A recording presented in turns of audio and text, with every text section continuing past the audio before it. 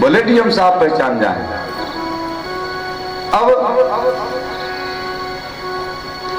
निवेदन करने लगी सुशीला, तो कहने लगी कि अगर मैं वहां जाऊं द्वारिकाधीश के पास तो हमारे पास क्या है।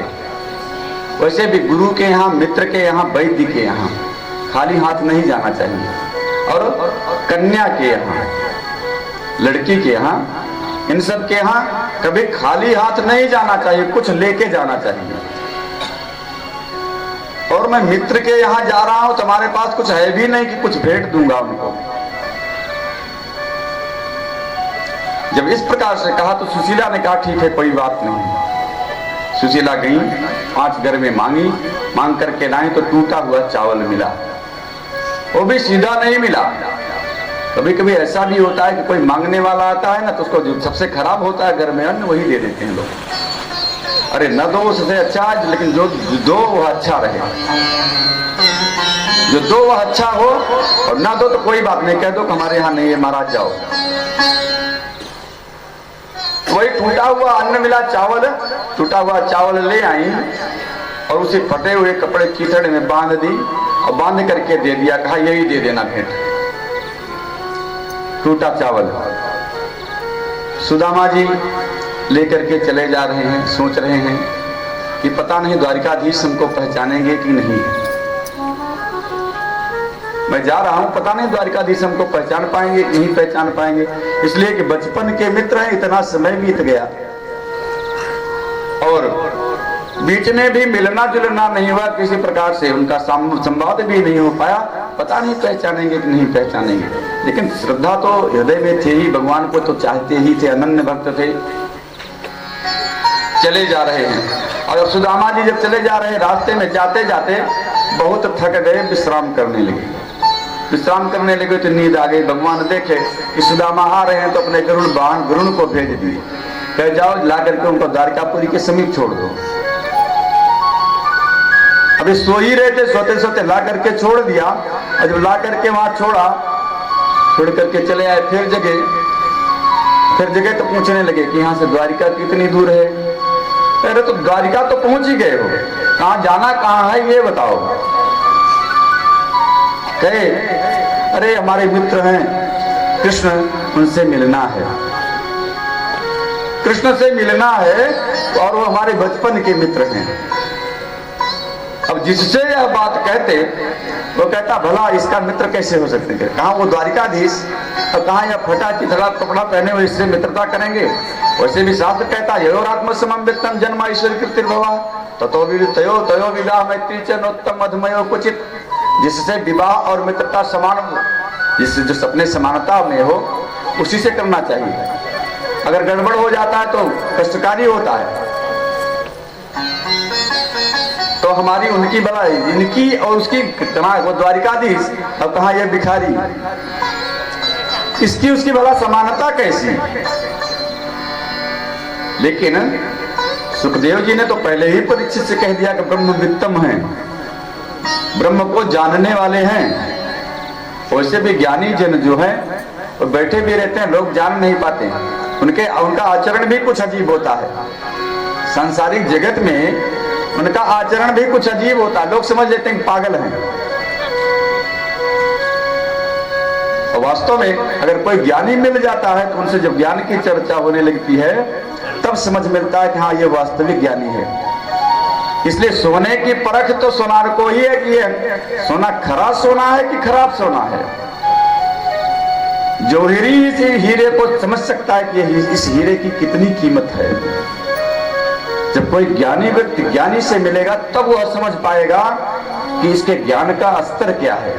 लेकिन वो अपना ज्ञान दिखाना नहीं चाह रहा है, ज्ञान छुपा करके पागल की तरह आचरण कर रहा है। अब हम भागवत के 5वें स्कंद में जब जड़ भरत चित्र की कथा सुने तो जड़ भरत जी भी रघुगण को तो इसी प्रकार से मिले थे।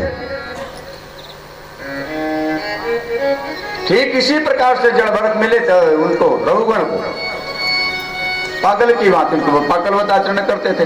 ये तो बोल भी नहीं रहे तो रघुगण मिल गया पात्र तो बोले। जड़ भरत जी तो बोल भी नहीं रहे थे, पात्र मिला तब बोले कि हाँ ये पात्र है तो पात्र में कुछ डाल देना चाहिए। अब सुदामा जी चले जा रहे हैं, भला हमको पहचान ले तो अच्छा है। अब जब वहां से पूछते लोग कहते भला इसका मित्र कैसे हो सकते हैं कृष्ण। अच्छा बता दे, जाओ उधर जाओ। अब चले जा रहे हैं, दरवाजे पर पहुंचते हैं। दरवाजे पर द्वारपाल से पूछते, अरे द्वारिकाधीश कहाँ रहते हैं, मेरा कन्हैया कहाँ रहता है, क्या काम क्या है। भगवान कृष्ण ने कह दिया था अगर कोई भी मांगने वाला आवे तो उसको इतनी संपत्ति दे दी जाए कि उसके जीवन की दरिद्रता समाप्त हो जाए। हमारे राज्य में कोई दुखी नहीं रहना चाहिए, यह बात मुझ तक नहीं पहुंचनी चाहिए। जब इस प्रकार से कहा तो द्वारपाल कहने लगे, करे तुमको भला चाहिए क्या, तो धन संपत्ति वैभव जो कुछ चाहिए वो बताओ, तुमको मिल जाएगा, उनसे मिलने से क्या मतलब।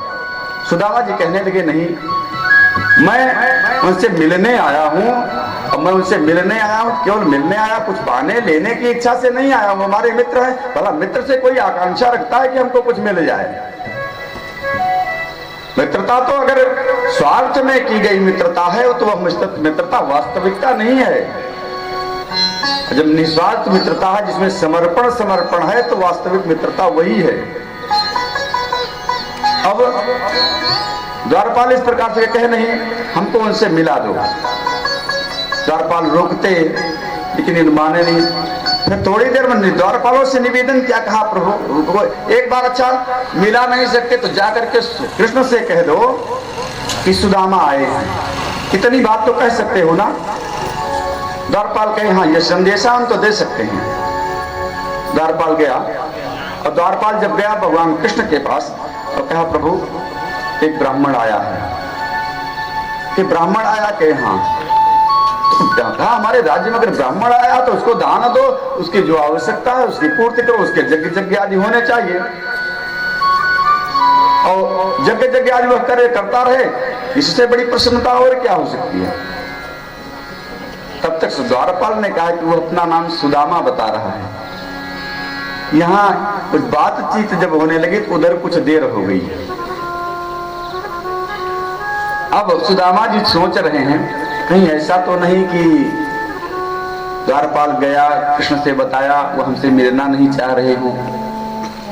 अगर वो मिलना नहीं चाह रहे हो तो द्वारपाल अगर हमसे यह कहेगा कि वो मिलना नहीं चाह रहे हो तो बड़ा दुख बेकार लगेगा, हमको बड़ा कष्ट होगा। इससे अच्छा है कोई कुछ कहे तो इसके पहले ही वापस हो जाना चाहिए। अगर किसी से हम मदद लेने गए ही हैं तो एक बार कहने से वो अनसुनी कर रहा है तो ये समझ लेना चाहिए कि वो मदद नहीं करना चाहता है। दोबारा कहने की क्या जरूरत है। कहीं हो सकता है कन्हैया न मिलना चाहता हो, ठीक है कोई बात नहीं, वापस पांव घुमा लिए। अब इधर जैसे भगवान श्री कृष्ण सुने कि सुदामा आए हैं, तुरंत उठे सिंहासन से और भाग पड़े, नंगे पैर ही दौड़ पड़े और जा रहे हैं। जाते जाते रास्ते में जो दुपट्टा रखे थे कंधे पर, दुपट्टा भी गिर गया, मुकुट भी गिर गया। भाग करके दरवाजे तक पहुंचे, तब देख रहे हैं सुदामा जी दूसरी तरफ चले जा रहे हैं। अरे बुलाया, अरे मित्र सुदामा कहाँ जा रहे हो। सुदामा जी दौड़ ले देखे, दोनों मित्र भेंटने लगे, आपस में मिल गए, और मिल गए तो उसकी धारा बहने लगी आंखों से। यह प्रेम था मित्रता का। और भगवान कृष्ण यह दिखाना चाहते थे, अपने गांव खुर के लोगों को यह दिखाना चाहते थे कि हाँ ये मेरा वास्तविक मित्र है। इसलिए कि नगरवासियों से कह रहा है सुदामा कि मैं उनका मित्र हूं, तो नगरवासी भी समझे कि हाँ ये मेरा मित्र है। वहीं से भगवान अपने गले में लगाए, गले में लगा करके प्रेम से हाथ पकड़ लिया, लेकर के चले आए, अपने सिंहासन पर बैठाए। सिंहासन पर बैठा करके भगवान सुदामा के पैर धोने लगे। पैर धोने लगे। नरोत्तम दास जी तो यहां तक कहते हैं कि जब धोने लगे तो कहा रुक्मिणी इत्यादि से कहा जल ले आओ। वो जब तक जल लाने गई तब तक भगवान श्री कृष्ण अपने आंसुओं से ही उनके पैर को धो दिया। भगवान कृष्ण ने इतना रोए कि पैर धुल गया। जब उनका पैर धुल गया, पैर धुलने के बाद कुछ मिष्ठान इत्यादि लाए। मिष्ठान लाने के बाद खिलाने लगे। भगवान कृष्ण से हाल समाचार पूछे कि सब ठीक ठाक तो है भैया, सुदामा जी सब ठीक ठाक तो है। हे प्रभु सब आपकी कृपा है, आपकी कृपा से सब चल रहा है, धर्म कर्म अच्छे से चल रहा है, और क्या चाहिए। धार्मिक व्यक्ति के लिए तो इतना ही बहुत है कि अगर धर्म सही से हो रहा है तो अच्छा है। वैसे भी स्वस्थ का अर्थ भी यही होता है, जो अपने में स्थित हो जाए वही स्वस्थ है। लेकिन आज हम स्वस्थ का अर्थ जो है रोग से लगा चुके हैं। जो अपने में स्थित हो वही स्वस्थ है, अपने में स्थित हो जाना ही स्वस्थ होना है। और कोई अपने में स्थित नहीं है, रोग व्याधि यदि घेर रही है तो उसको आरोग्यता क्यों में स्वस्थ हम देखने लगते हैं। और स्वस्थ होना तो आत्मा के सुख की बात है। अब अरे सुदामा जी सब ठीक ठाक तो है, आप स्वस्थ हैं? सुदामा जी कहे हाँ बिल्कुल सब ठीक है, एकदम किसी प्रकार की कमी नहीं है। कहे ठीक है, कोई कमी नहीं है। अब बातचीत होने लगी। बातचीत जब होने लगी, बातचीत में सुदामा जी से भगवान कृष्ण पूछे, अरे सुदामा जी जब से गुरु जी के यहाँ से गए तब से मिले भी नहीं, अरे विवाह विवाह किए हो क्या? विवाह वगैरह किए हो, कैसे हो? सुदामा जी कहे हाँ विवाह किए हैं। क्या विवाह में भी नहीं पूछा? अरे भाई जब बचपन का मित्र बड़ी अवस्था में मिले तो लोग तो यही कहते हैं ना, अरे विवाह किया तो कम से कम विवाह में ही तो पूछ लिया होता। अरे बच्चे बच्चे हैं कि नहीं? कहे हाँ बच्चे भी हैं। अरे कहे तो बच्चे हैं तो बच्चे का भी छठी पर रही त्याग उत्सव तो कुछ किया होगा, मुंडन मुंडन उसी में ही पूछ लिया होता। सब अकेले चुपके चुपके करते गए, पूछा नहीं। अब सुदामा जी कह रहे कन्हैया तूने विवाह किया कि नहीं? तू हमसे ही पूछ रहा है, तू बता पहले तूने किया कि नहीं किया? तो कन्हैया कह रहे पूछो मत, हमारा तो 16,108 विवाह हुआ है, तूने भी तो नहीं पूछा हमको।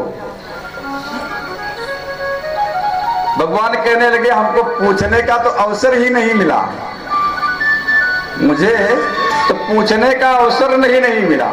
अरे जो विवाह होता गया तो उसमें बारात ही नहीं गई। जितने विवाह हुए, विवाह में बारात जाने का अवसर ही नहीं प्राप्त हुआ। वो तो ऐसे हुआ, कहीं झगड़ा लड़ाई से हो गया, कहीं वर्ण करके हो गया, और कहीं तो हमने बलपूर्वक जीत करके विवाह कर लिया। अब ऐसे विवाह में किसी को क्या पूछना? अरे उसमें तो हमारे सगे संबंधी भी नहीं जा पाए सब लोग। अब इस प्रकार से बातचीत हुई। बचपन के मित्र दोनों विवाह आदि के बारे में चर्चा करके फिर कह रहे हैं कि अरे सुदामा जी हम लोग जब गुरु जी के यहाँ रह रहे थे तो एक बार जब हम लोग जंगल में गए थे लकड़ी लाने, और गुरु माता ने चना दिया था हमको, वो याद है ना? गुरु माता ने हमको चना दिया था, वो चना लेकर गए थे। और जब हम लोग लकड़ी तोड़ रहे थे तो बरसात होने लगी। मैं पेड़ पर चढ़ा था, तुम पेड़ के नीचे ही बैठे थे, और उस समय धीरे धीरे करके सारा चना तुम खा गए थे। क्या यह बात याद है? भगवान कृष्ण यह बात कह के याद दिलाना चाहते हैं कि हे सुदामा, मित्र का धन खाने से ही यह दरिद्रता हुई है आपकी। और जो टूटा हुआ चावल लेकर के आए हैं, भगवान कृष्ण का ऐश्वर्य देख करके उनको देने की हिम्मत नहीं है। भगवान कृष्ण उसको लेना चाह रहे हैं तो लेना चाहे तो ले कैसे? वो याद दिला रहे हैं कि अरे जब गुरुमाता ने चना दिया था तो अकेले ही खाए थे, और उसको अकेले खाए तो हमको नहीं। मैंने जब पूछा तो कह रहे तो बड़ी ठंड लग रही है, दांत कटकटा रहा है। अच्छा ये बताओ, क्या भाभी जी ने कुछ दिया हमारे लिए? कुछ दिया भाभी ने? नहीं, कहीं कुछ नहीं दिया। अब पोटली लिए थे, ऐसे कांक में रखे हुए उसको छुपाए जा रहे हैं चावल की। अरे कन्हैया, भगवान कृष्ण, अरे सुदामा जी इस हाथ में दर्द है क्या? हाथ में दर्द है क्या? दबा दूं हाथ? भगवान तुम अन्न सेवक हैं ब्राह्मण, कहे हाथ दबा दूं? अब सुदामा जी कहे नहीं नहीं नहीं, दबाने की जरूरत नहीं। तब तक भगवान खोल करके देखे तो उसमें चावल था। भगवान कृष्ण देखे, भगवान तो भाव के भूखे हैं, उसमें भाव भरा हुआ था, भले ही टूटा हुआ था। भगवान कृष्ण कहने लगे सुदामा, द्वारिकापुरी में तो सब कुछ ऐश्वर्य भरा पड़ा है, लेकिन जो भाव इस चावल में है टूटे हुए, वो भाव द्वारिकापुरी में नहीं है। और मैं तो भाव का ही भूखा हूं। जब भगवान श्री कृष्ण उसमें से एक मुट्ठी चावल निकाले, खा लिए, और खाने के बाद सुदामा को समस्त ऐश्वर्य को प्रदान कर दिए। जब सुदामा को समस्त ऐश्वर्य प्राप्त हो गया, तभी रुक्मिणी जी आई। एक ही मुट्ठी चावल खाए थे और खाना चाह रहे थे, तब तक रुक्मिणी जी आई, हाथ पकड़ लिया। जब हाथ पकड़ लिया, इस पर बहुत से आचार्य संतगण अपना अपना विचार देते हैं कि हाथ क्यों पकड़ लिया। कहते हैं कि लक्ष्मी जी ने हाथ इसलिए पकड़ लिया, लक्ष्मी जी यह कह रही हैं कि प्रभु आपने तो एक ही मुट्ठी में समस्त ऐश्वर्य प्रदान कर दिए, क्या यह चाहते हैं कि मैं भी चली जाऊं सुदामा जी के साथ, मैं भी सुदामा के साथ चली जाऊं, यह भी चाहते हैं? मैं तो हमेशा आपके साथ रहती हूं, अब मैं सुदामा के साथ कैसे चली जाऊं? लेकिन वहीं दूसरे संत कहते हैं कि नहीं, ऐसा नहीं, वो चावल कच्चा था, रुक्मिणी जी ने हाथ इसलिए पकड़ लिया कि कच्चा चावल नहीं खाना चाहिए, ज्यादा खाएंगे तो पेट खराब हो जाएगा। अरे एक मुट्ठी खा लिए तो खा लिए, कितना खाओगे? दूसरे संत कहते हैं नहीं नहीं, ऐसा नहीं, रुक्मिणी जी ने हाथ तो इसलिए पकड़ लिया कि ये जो ब्राह्मण का लाया हुआ प्रसाद है, प्रसाद आप अकेले अकेले ही खाएंगे कि और सबको भी मिलेगा? अकेले अकेले ही खाएंगे भाई कि हमारी तरफ कुछ बढ़ाएंगे भाई? अरे अकेले अकेले खाने से का, अगर प्रसाद लाया है, मिला है, तो प्रसाद तो सब में मिलना चाहिए, और आप अकेले ही खाना चाह रहे हैं। फिर वो प्रसाद बांटा गया सब में। भगवान कृष्ण तो आज सर्वस्व देना चाह रहे हैं अपने मित्र को। रुक्मिणी जी ने हाथ पकड़ करके रोक दिया। अब भगवान कृष्ण सुदामा जी को ले गए, शाम का समय हुआ, चारपाई पर लिटाए, भोजन इत्यादि करवाए, पांव दबाए, खूब सेवा सत्कार किए। भोजन इत्यादि करके लेटे हैं तो चारपाई पर सोच रहे हैं यहाँ तो बढ़िया भगवान की कृपा से सब कुछ आज ऐश्वर्य मिला है, 5 सुशीला पता नहीं किस हाल में होगी, सुशीला पता नहीं किस हाल में होगी, पता नहीं बच्चों का भोग लगा कि नहीं लगा। भगवान ने अपनी ऐश्वर्य शक्ति से अपने ही समान महल सुशीला जी के लिए बनवा दिया था उतनी देर में। अब देखो इस प्रकार से सोच रहे हैं सुदामा। भगवान श्री कृष्ण कह रहे हैं अपने मन में, सुदामा कुछ भी सोचो, कुछ भी सोचो, जो सोचना है सोचते रहो। ऐसे रात भर जैसे तैसे पड़े रहे, नींद नहीं आई, सोच रहे हैं सुबह होगी तो चले जाएंगे अपने घर। और जब सुबह होने को सुबह हुई तो अपना नित्य कृत्य कुछ किए, और कहने के बाद अब कहने के लिए कन्हैया से, देखो कन्हैया वैसे भी मित्र के घर ज्यादा देर दिन नहीं रहना चाहिए, अगर अति परिचय अवज्ञा भवति, बहुत ज्यादा परिचय हो जाना भी गड़बड़ है। और गुरु शिष्य में तो विशेष रूप से बहुत परिचय नहीं होना चाहिए, गुरु शिष्य से कुछ दूरी बनी रहे तो अच्छा है, उसमें मान सम्मान भी बना रहता है, और उसके साथ साथ जो जरूरी ज्ञान है वो जरूरी ज्ञान के लिए निसंकोच रूप से शिष्य गुरु से संपर्क करे, अच्छा है, परंतु रोज संपर्क करे वो अच्छा नहीं है,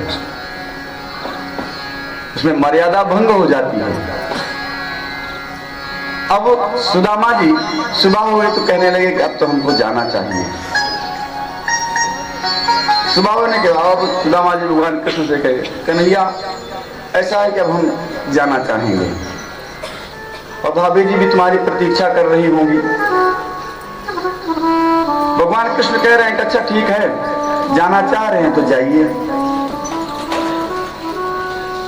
अगर जाना ही चाह रहे हैं तो जाइए भाई, मित्र हैं, और मित्र में तो किसी भी प्रकार का बात होती नहीं, दुख मलाल नहीं रहता। भैया हमको जाना है, जरूरी है, तो मित्र समझ जाता है कि हाँ जरूरी है तभी कह रहे हैं। हाँ रिश्ते में थोड़ी बात चलती है, अरे हम इतना रोक रहे थे नहीं रुके, बड़ा घमंड है इनको, लेकिन मित्रता में ये सब नहीं होता। मित्रता में तो एक मित्र जो कह देता चलो ठीक है, दूसरा मित्र उसी को मान लेता है। अब जब कहे कन्हैया कि देखो अब हमको चलना है, अच्छा कहे भगवान के अच्छा ठीक है चलो। अब सुदामा जी जब चलने को होते थे तो सोचे कि हो सकता है कि कन्हैया कुछ हमको देन भेंट करें, लेकिन अब जब लौटने लगे तो भगवान कृष्ण ने केवल प्रणाम किया और कुछ नहीं दिया। सुदामा जी सोच रहे हो सकता है यहां न दें, बाहर दरवाजे तक छोड़ने जाएंगे तो मिलेगा। वैसे भी हम बड़े संबंधियों को दूर तक कुछ छोड़ने जाते हैं, वहां तक आए तो वहां भी प्रणाम किया और विदाई कर दिया, चले आए। तो रास्ते में सोच रहे हैं कि सुशीला ने तो हमको तो भेजा था और यहां से हम तो जैसे आए थे वैसे चले जा रहे, खाली हाथ आए थे तो कुछ भेंट लाए थे और यहां से तो कोई भेंट भी नहीं जा रही है। अब वहां जाकर के हम क्या बताएंगे सुशीला से। सोचते चले जा रहे हैं रास्ते में कि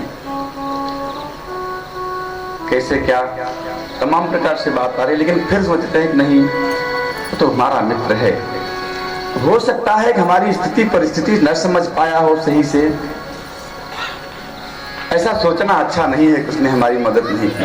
अरे इतना कम किया कि मैं यहाँ आया, हमको पहचान लिया, अपने सिंहासन पर बैठाया, पैर धोया, रात भर हमारी सेवा की, बातचीत की, क्या इतना कम किया? बहुत किया इतना। इस प्रकार से अपने को संतोष करते हुए अब चले गए। अब आए तो जहां झोपड़ी बनी थी वहां महल बन गया, और जब वहां महल बन गया, दास दासी नौकर चाकर, सुशीला भी जो रूप पहले था वो रूप भी बदल गया, बड़ी सुंदर हो गई। अरे भाई जब धन बढ़ जाता, वस्त्र आभूषण इत्यादि जब बढ़ गए तो शौक श्रृंगार भी बढ़ गया। अब सुशीला इधर उधर देखने लगे, लोगों से पूछने, अरे यही मेरी एक छोटी सी झोपड़ी थी, मैं यहीं रह रहा था। लेकिन भगवान ने एक कार्य और किया था। सुदामा जी की जो नगरी थी, उस नगरी में जितने रहने वाले लोग थे सबके लिए उसी प्रकार से भवन बनवा दिया था। यह नहीं था को वहां किसी को किसी भी प्रकार का भगवान ने वो पक्षपात नहीं किया था, सब लोगों को समान ऐश्वर्य प्रदान किया था। इस प्रकार से भगवान अनुग्रह करते हैं। अब जब आए तो पूछ रहे यहाँ रह रहे थे हम, दास दासी बता रहे, अरे सुदामा जी ये तो महल आपका ही है, हमारा महल है, अरे यहाँ तो झोपड़ी थी, भला महल कैसे हो गया? हम तो झोपड़ी में रह रहे थे, 5 घर से मांग कर लाते थे, खाते थे, भला महल हमको कैसे हो गया, मिल गया। अब सुशीला आई, जब सुशीला आई पांव छुआ, कहा देवी प्रसन्न रहो, आशीर्वाद तो दे दिया, लेकिन अब पहचान भी नहीं रहे कि वही सुशीला है कि दूसरा कोई है। अरे धन संपत्ति हो जाने पर किसका भाव नहीं बदल जाता। और जब ऐश्वर्य मिल गया, भगवान ने त्रैलोक्य लक्ष्मी दे दी, तो और क्या करना चाहिए। अब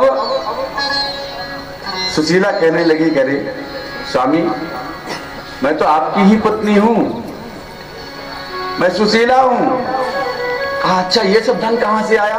अरे कहे कन्हैया की सब कृपा है, सब कन्हैया की कृपा है। अब सुदामा जी कह रहे हैं कि अरे भगवान ने हमारे लिए कितना कष्ट किया, उन्होंने हमारे लिए कितना कष्ट किया और हमको सब कुछ प्रदान कर दिया, कितना भाग्यशाली हूं मैं। भगवान श्री कृष्ण दे तो सब दिए, लेकिन आने लगे कुछ नहीं दिए। अगर कोई मित्र अपने मित्र की मदद ही करना चाहता, सहायता ही करना चाहता है, तो किसी से कह करके अगर सहायता की तो वो कोई सहायता नहीं हुई। अगर मित्र की सहायता ही करना है तो अप्रत्यक्ष रूप से करो, हो सके तो वह मित्र भी ना जान सके कि इसने हमारी मित्रता की है, इसने हमारी सहायता की है, तब तो यह वास्तविक मित्रता है। अगर स्वार्थवश मित्रता है, अपना ही स्वार्थ साधना है, तो उसकी बात ही अलग है। भगवान कृष्ण और सुदामा की मित्रता इसी प्रकार से, जिस स्वरूप से आए थे सुदामा जी तो यही कहते हुए आए थे कि हमको कुछ चाहिए नहीं, दर्शन करने आए हैं, तो भगवान भी इसी स्वरूप से भेज दिए कि मित्र हमारा आया था और जैसे आया था वैसे गया मित्र हमारा, मैंने उसको कुछ नहीं दिया। तो भगवान ने अपनी ऐश्वर्य शक्ति से सब कुछ प्रदान कर दिया था सुदामा जी को। यह मित्र की मित्रता है। सुखदेव जी कहते हैं परीक्षित, इस प्रकार से भगवान ने अपना दीन बंधु नाम सार्थक किया अपने मित्र सुदामा पर कृपा करके। बोलिए वृंदावन बिहारी लाल की जय। भगवान नाम संकीर्तन कर लें।